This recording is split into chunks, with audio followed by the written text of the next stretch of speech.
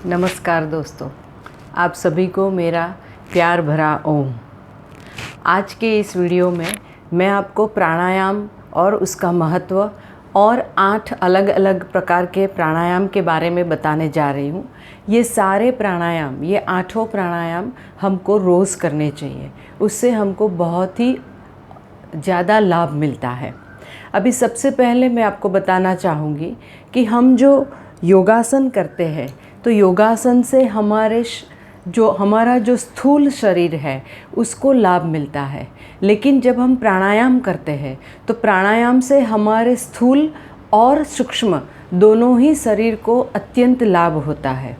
जैसे हमारे शरीर के अंदर जो हमारे फेफड़े हैं, हमारा हृदय है और हमारा मस्तिष्क है, ये तीनों ही हमारे शरीर के लिए बहुत ही आवश्यक अंग माने जाते हैं। ये तीनों एक दूसरे के साथ कनेक्टेड है। ये तीनों अगर स्वस्थ रहेंगे तो पूरा शरीर स्वस्थ रहेगा, हमारा मन स्वस्थ रहेगा। तो जैसे हम प्राणायाम करते हैं तो प्राणायाम क्या है? प्राणायाम का मतलब होता है प्राणों का मतलब अपनी सांसों का आयाम। मीन्स हम लोग जो रोज़ जो सांस लेते हैं, अपनी जो रोज़िंदा ज़िंदगी में जो हम काम करते वक्त जो सांस लेते हैं वो सांस सुपरफिशियल होती है। लेकिन प्राणायाम का मतलब होता है कि अपनी ही सांसों को पूरी सजगता से, पूरी सभानता से कंट्रोल करना, उनका नियंत्रण करना, पूरे नियंत्रण के साथ, पूरी सभानता के साथ सांस को अंदर भरना और उसी सभानता के साथ सांस को बाहर निकालना। इससे हमारे फेफड़े मजबूत होते हैं। अगर हमारे फेफड़े मजबूत रहेंगे तो हमारा जो हृदय है वो बहुत ही अच्छे से पूरे शरीर के अंदर ब्लड का संचारण कर पाएगा और ये पूरा ब्लड बहुत ही अच्छे से अगर हमारे मस्तिष्क तक पहुंचेगा तो हमारा मस्तिष्क भी बहुत ही अच्छे सुंदर तरीके से काम कर पाएगा। और ये अगर तीनों, ये हमारे फेफड़े, हृदय और हमारा मस्तिष्क, अगर ये तीनों ही स्वस्थ रहेंगे और बहुत ही अच्छे से एक दूसरे से ताल मिला के अगर काम करेंगे तो हमारा पूरा शरीर स्वस्थ रहेगा।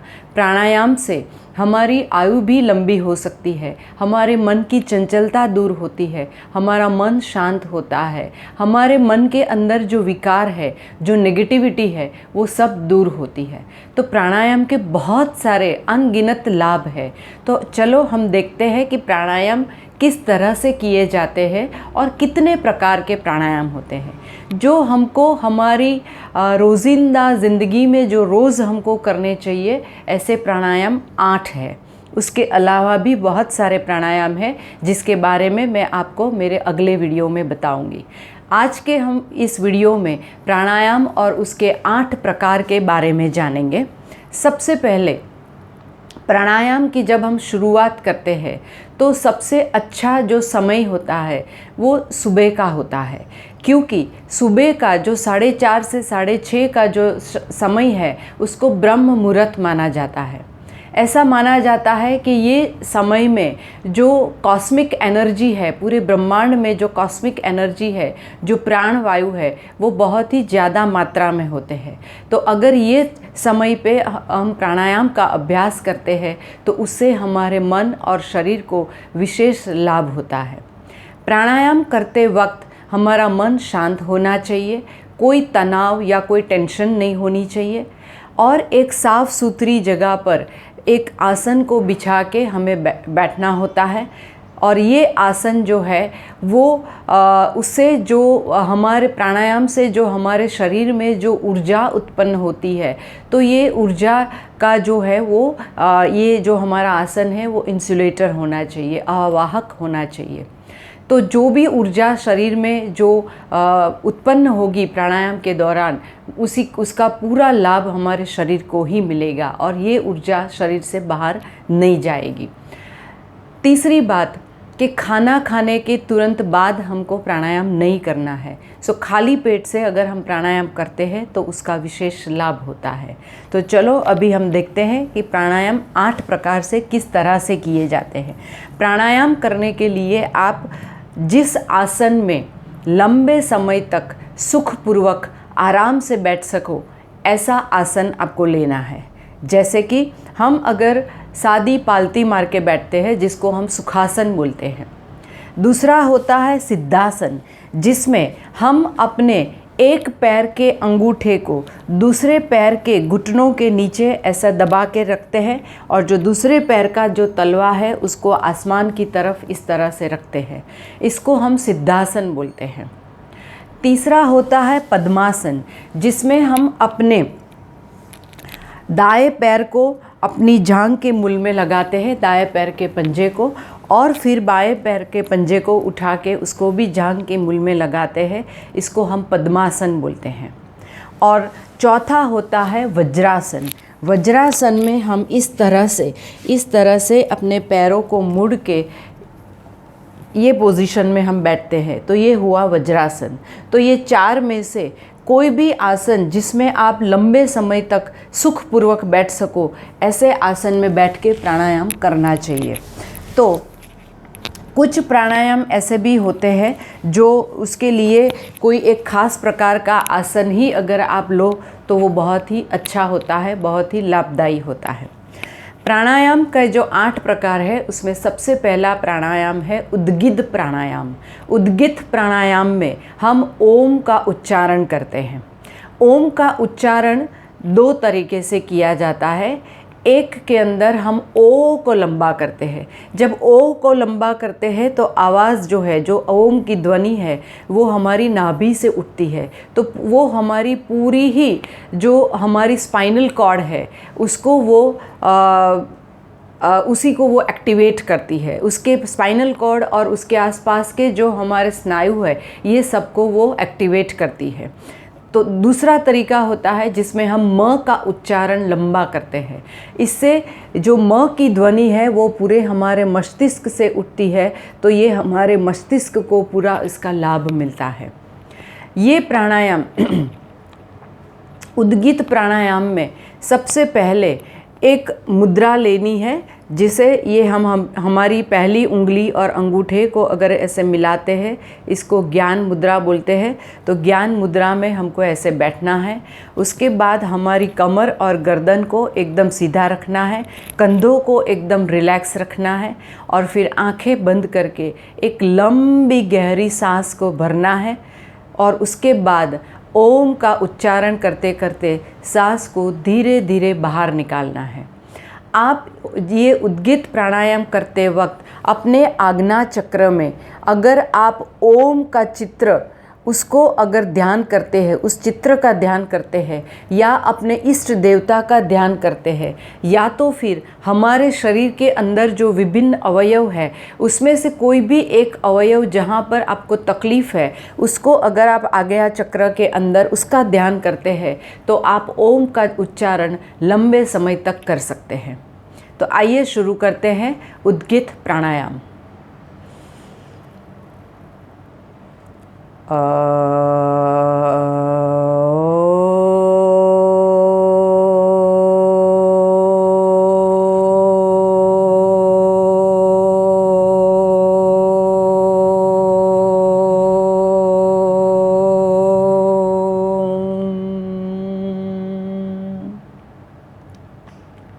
एक बार और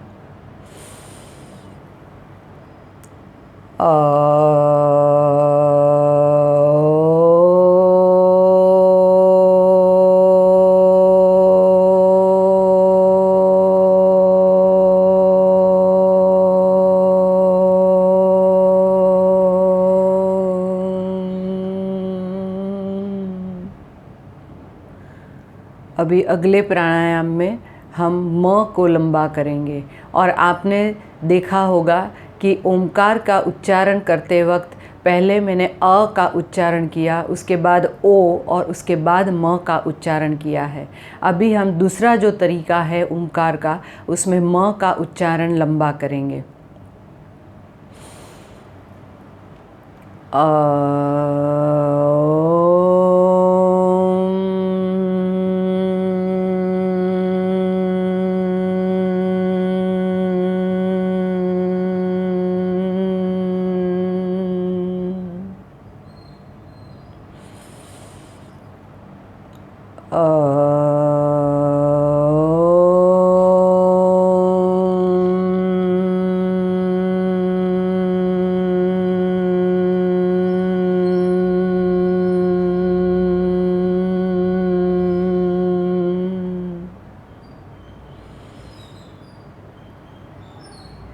अभी दूसरा प्राणायाम है जो भस्त्रिका प्राणायाम है। ये प्राणायाम से हमारे शरीर में बहुत ही ज़्यादा ऊर्जा उत्पन्न होती है, इसीलिए ये प्राणायाम ज़्यादातर सर्दियों में किया जाता है, विंटर सीज़न में किया जाता है। जब बहुत ज़्यादा ठंड होती है तो शरीर के अंदर गर्मी उत्पन्न करने के लिए भस्त्रिका प्राणायाम का अभ्यास किया जाता है। इस प्राणायाम में हम दोनों हाथों की मुट्ठियों को ऐसे बनाते हैं, अंगूठा बाहर की तरफ रहता है और कंधों को भी बिल्कुल ढीला छोड़ देते हैं। उसके बाद पूरी सजगता से फोर्सफुली, बहुत ही प्रयत्न के साथ सांस को अंदर भरना है। जब अंदर भरते हैं तब हाथ को ऊपर उठाना है, मुट्ठियों को खोल देना है और जब सांस को पूरी फोर्स के साथ, पूरे प्रयत्न के साथ जब बाहर निकालते हैं तब मुट्ठियों को बंद कर देना है। तो आइए देखते हैं भस्त्रिका प्राणायाम किस तरह से किया जाता है। आंखें बंद करके 1-2 लंबी गहरी सांस को भरना है और छोड़ना है। इसके लिए ये ऐसा करके हम अपने आप को भस्त्रिका प्राणायाम के लिए तैयार करते हैं।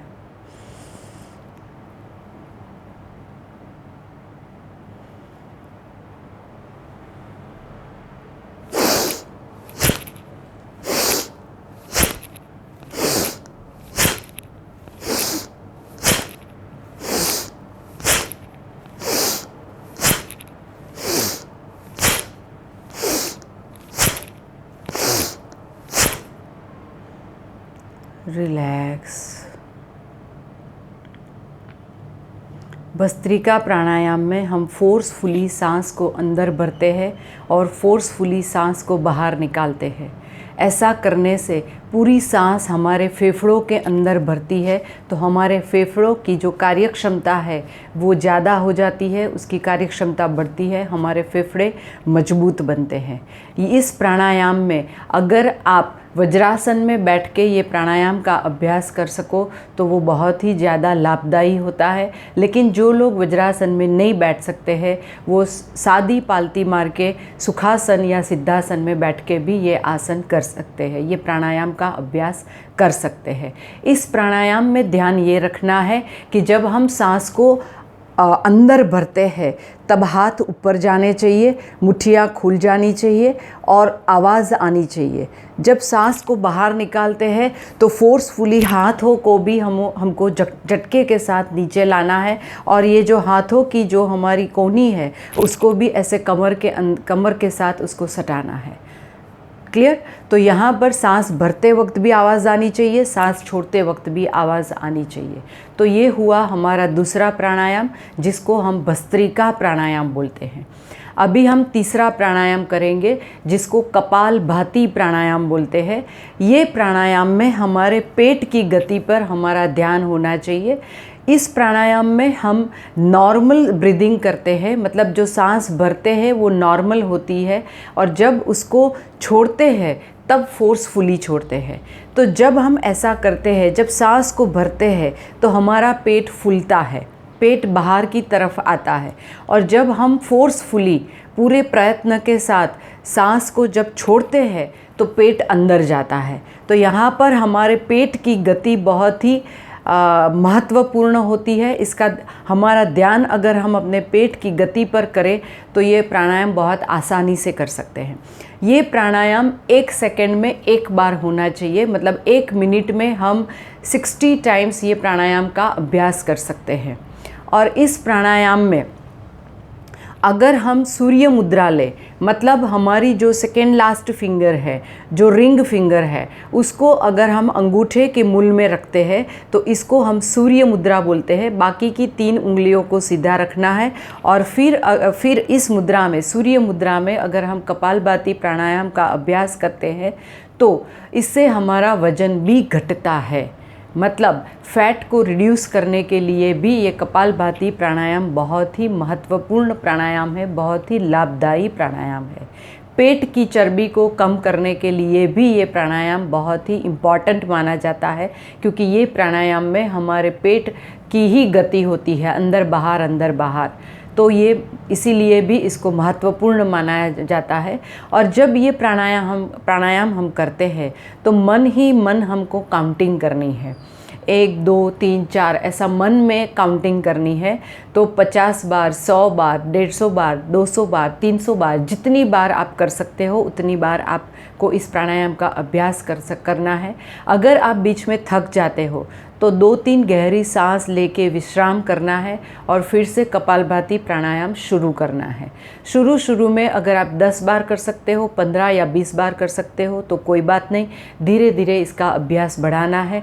जितना ज़्यादा आप ये प्राणायाम करते हो उतना ही ज़्यादा आपको पूरे शरीर को, सूक्ष्म और स्थूल दोनों ही शरीर को अत्यंत लाभ मिलता है। तो आइए शुरू करते हैं कपालभाति प्राणायाम। सूर्य मुद्रा या तो ध्यान मुद्रा में अपने हाथों को रखना है। एक लंबी गहरी सांस को अंदर भरना है।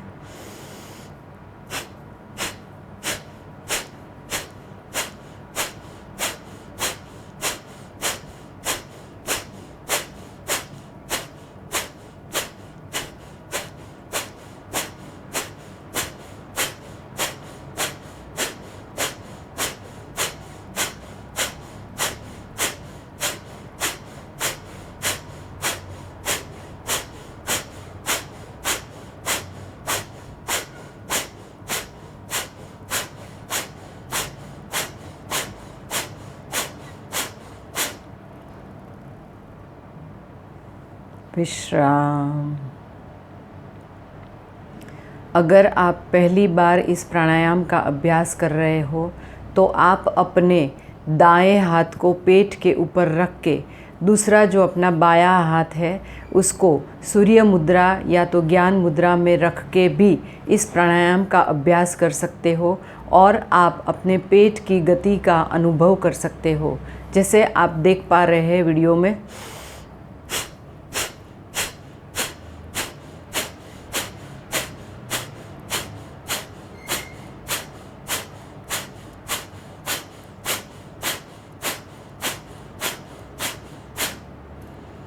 तो दोस्तों, ये हुआ हमारा तीसरा प्राणायाम। कपालभाति प्राणायाम के बाद जो चौथा प्राणायाम हमको करना है इसको हम बाह्य प्राणायाम बोलते हैं। बाह्य प्राणायाम इसलिए होता है कि इसमें हम लंबी गहरी सांस को अंदर भरते हैं और फिर पूरी सांस को बाहर निकाल देते हैं और अपने पेट को अंदर की तरफ खींचते हैं। जब पेट को अंदर खींचते हैं तो उसके साथ साथ हमको अपने गुदा स्थान को, मतलब मूलाधार चक्रों को ऊपर की तरफ खींचना है। उसके बाद ये नाभि जो चक्र है उसको भी हमको ऊपर की तरफ खींचना है और उसके बाद ये यहाँ पर अपनी जो ठोड़ी है उसको गले के अंदर उसको लॉक करना है। तो ऐसा करने से हम अपने 3 चक्रों को, मतलब मूलाधार चक्र, देन उसका जो ये नाभि चक्र और यहाँ का जो हमारा गले का जो पोर्शन है उसको भी हम लॉक करते हैं। तो 3 बंद लगाते हैं हम। एक मूल बंद, दूसरा होता है उड्डयन बंद और तीसरा होता है हमारा जालंधर बंद। ये 3 बंद लगा के हम सांस को बाहर ही रोक के रखते हैं। अपनी क्षमता के अनुसार सांस को बाहर रोक के रखना है। उसके बाद धीरे धीरे पहले हम ये जो जालंधर बंद है उसको खोलते हैं। उसके बाद धीरे धीरे हम उड्डयन बंद को खोलते हैं और लास्ट में मूल बंद को खोलते हैं। तीनों बंद को जो हम लगाते हैं इसको हम त्रिबंध भी बोलते हैं, इसको महाबंद भी बोला जाता है। ऐसा करने से हमारे जो पेट के अंदर के जो अवयव है उसको विशेष लाभ होता है। हर एक प्राणायाम से क्या लाभ होता है और हर एक प्राणायाम को कितने समय के लिए करना चाहिए वो मैं आपको अब मेरे अगले वीडियो में पूरे विस्तार से बताऊंगी। तो अभी हम देखते हैं कि बाह्य प्राणायाम कैसे किया जाता है। एक लंबी गहरी सांस को भरना है। उसके बाद पूरी सांस को बाहर निकालना है। पेट को अंदर की तरफ खींचना है और 3 बंद लगाने हैं।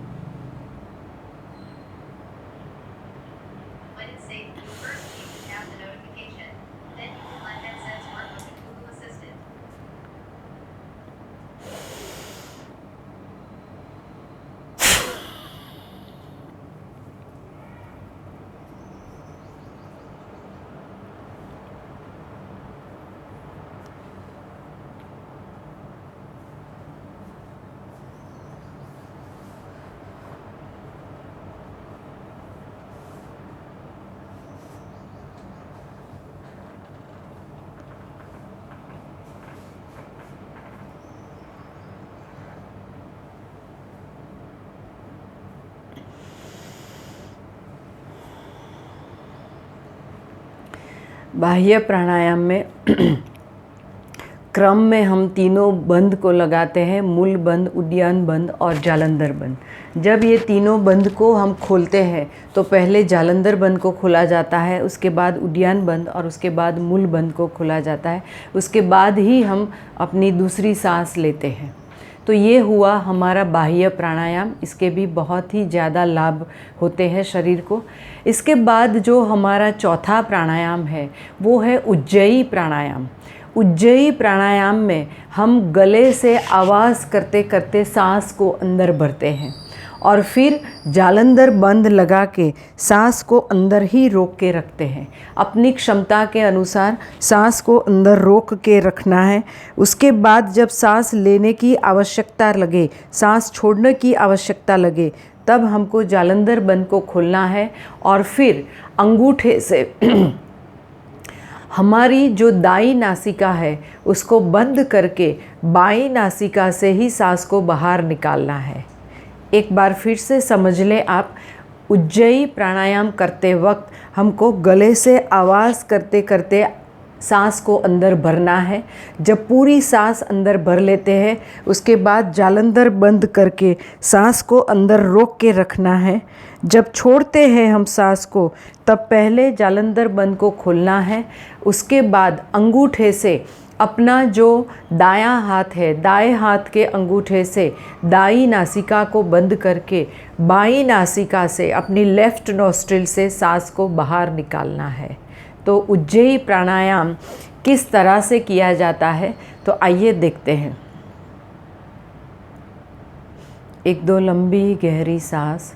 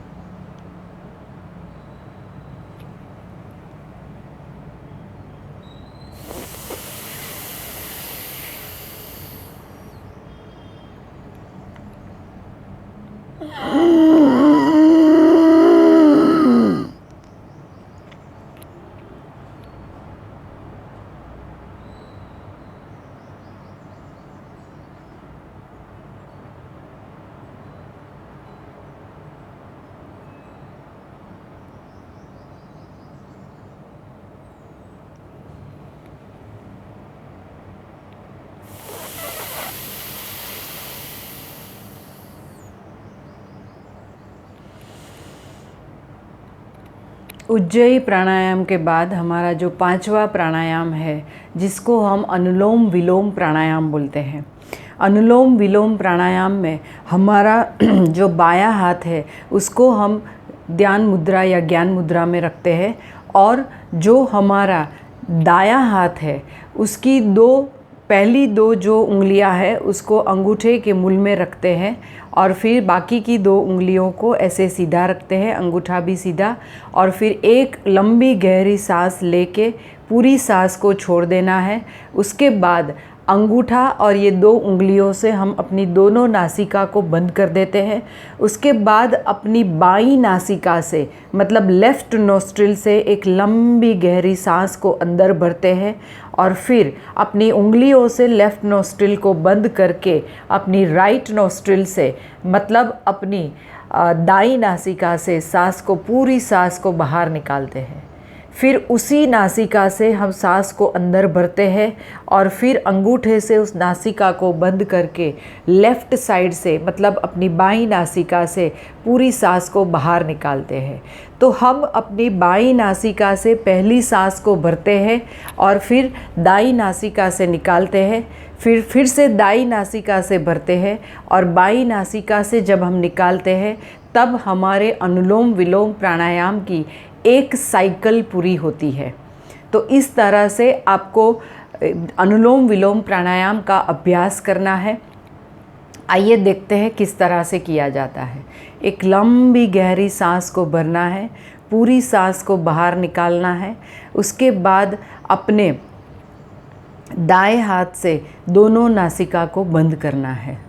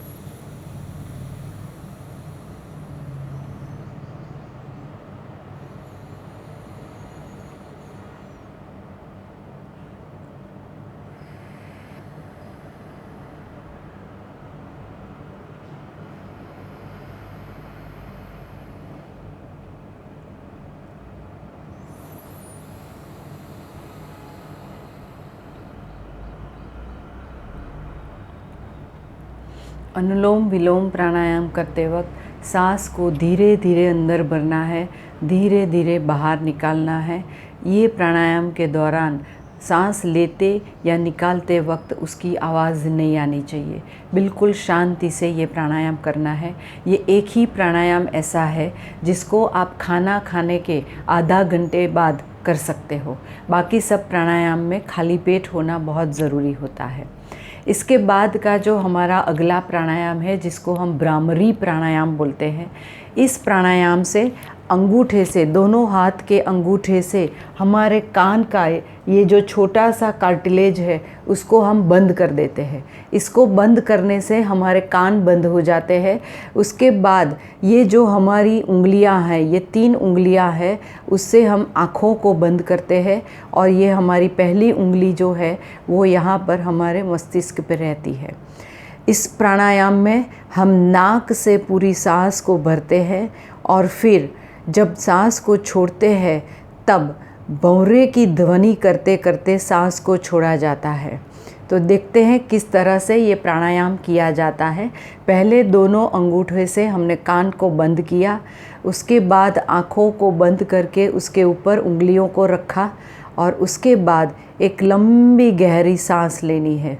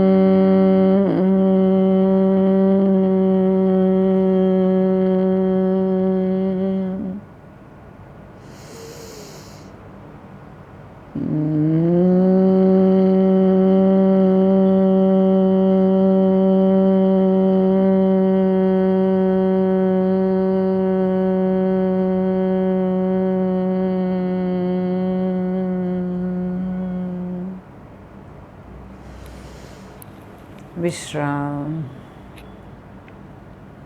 इसके बाद हमारा जो आज का आखिरी प्राणायाम है जिसको हम प्रणव प्राणायाम बोलते हैं, इस प्राणायाम में हमने जो पहले 7 प्राणायाम किए हैं उससे हमारे शरीर के अंदर जो कंपन उत्पन्न हुआ है, जो ऊर्जा उत्पन्न हुई है, जो वाइब्रेशंस उत्पन्न हुए हैं, उसका हमें अनुभव करना है। आंखें बंद करके पूरे शरीर को रिलैक्स करके, कमर और गर्दन को सीधा रख के, अपने कंधों को भी पूरा रिलैक्स रख के प्राण मुद्रा या ज्ञान मुद्रा में बैठना है और अपनी नॉर्मल सांसें लेते रहना है। जो हम सामान्य सांसें लेते हैं उसी सांसों को लेते रहना है और उसका अनुभव करना है, उसका अवलोकन करना है। नाक से जब हम सांस को अंदर भरते हैं तो हमको कुछ ठंडा महसूस होता है। जब सांस को बाहर निकालते हैं तो कुछ थोड़ा सा हल्का सा गर्म महसूस होता है। जब सांस को हम अंदर भरते हैं तो हमारा पेट बाहर निकलता है। जब सांस को हम बाहर निकालते हैं तो पेट अंदर जाता है।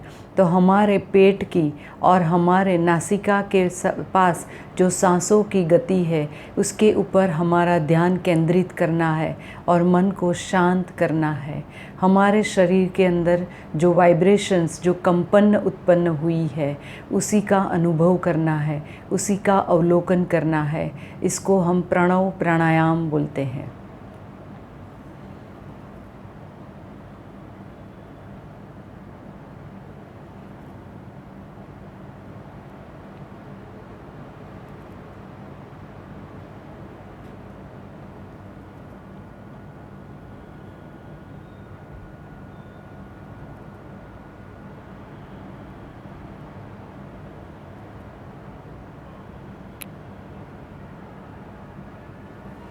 ओम दोस्तों, तो आज के लिए बस इतना ही। आशा है आपको मेरा ये वीडियो बहुत ही पसंद आया होगा। आपको सारे प्राणायाम के बारे में भी बहुत अच्छे से सब कुछ समझ में आया होगा। और अगर आपको ये मेरा वीडियो पसंद आया है तो आप उसको लाइक ज़रूर कीजिएगा और सब्सक्राइब करना भी मत भूलिएगा और बेल आइकन को तो ज़रूर प्रेस कीजिएगा। तो आपको मेरे अगले आने वाले सभी प्राणायाम और योगासन के वीडियो की आपको अपडेट मिलती रहेगी, नोटिफिकेशन मिलती रहेगी।